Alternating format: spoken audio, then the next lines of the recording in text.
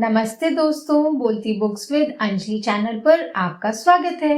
इस वीडियो में पढ़ेंगे बाल महाभारत कथा भाग 3 भीष्म प्रतिज्ञा पर सारांश या समरी इम्पोर्टेंट पॉइंट्स। आइए पढ़ना शुरू करते हैं। भीष्म प्रतिज्ञा। राजकुमार देवदत्त को पाकर राजा शांतनु बहुत प्रसन्न हुए। 4 वर्ष बीतने के बाद एक दिन राजा शांतनु यमुना तट पर घूमने के लिए गए। वहां एक सुंदर युवती को देखा जिसका नाम सत्यवती था। राजा शांतनु ने सत्यवती के सामने विवाह का प्रस्ताव रखा। उसके पिता थे केवटराज, मल्लहारों के सरदार। सत्यवती ने केवटराज से अनुमति लेने के लिए कहा। राजा शांतनु ने केवटराज से अनुमति मांगी।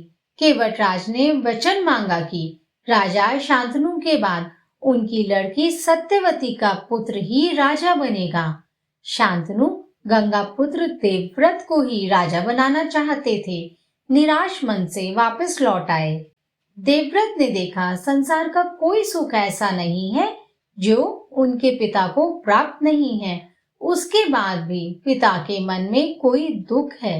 उसने पिता से इसका कारण पूछा तो शांतनु ने गोलमोल बात बताई।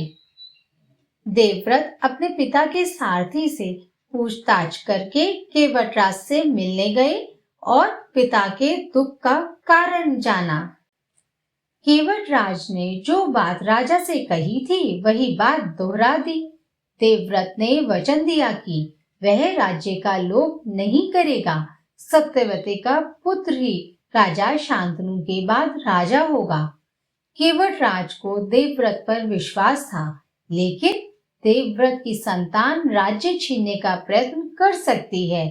केवटराज की शंका सुन देवव्रत ने प्रतिज्ञा ली। वह विवाह नहीं करेंगे, आजीवन ब्रह्मचर्य का पालन करेंगे, उनकी संतान भी नहीं होगी।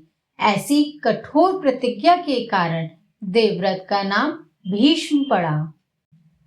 इसके बाद केवटराज ने अपनी पुत्री सत्यवती का विवाह शांतनु के साथ कर दिया। सत्यवती से शांतनु के 2 पुत्र हुए, चित्रांगद और विचित्रवीर्य। शांतनु की मौत के बाद चित्रांगद को हस्तिनापुर का राजा बनाया गया। चित्रांगद के मारे जाने पर विचित्रवीर्य राजा बने। विचित्रवीर्य की 2 रानियां थीं, अंबिका और अंबालिका। अंबिका के पुत्र धृतराष्ट्र और अंबालिका के पांडु। धृतराष्ट्र के पुत्र कौरव और पांडु के पुत्र पांडव कहलाए। महात्मा भीष्म शांतनु के बाद से कुरुक्षेत्र युद्ध के अंत होने तक विशाल राज्य के कुल नायक और पूज्य बने रहे।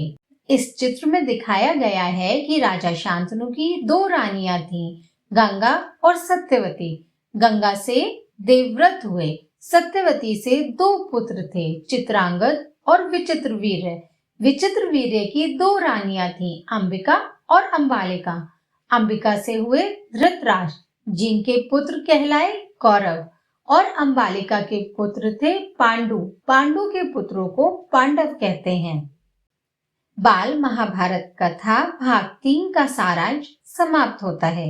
अगला भाग है अंबा और भीष्म। वीडियो देखने के लिए धन्यवाद। कथा और प्रश्नोत्तर के लिंक डिस्क्रिप्शन में है। Take care, bye bye.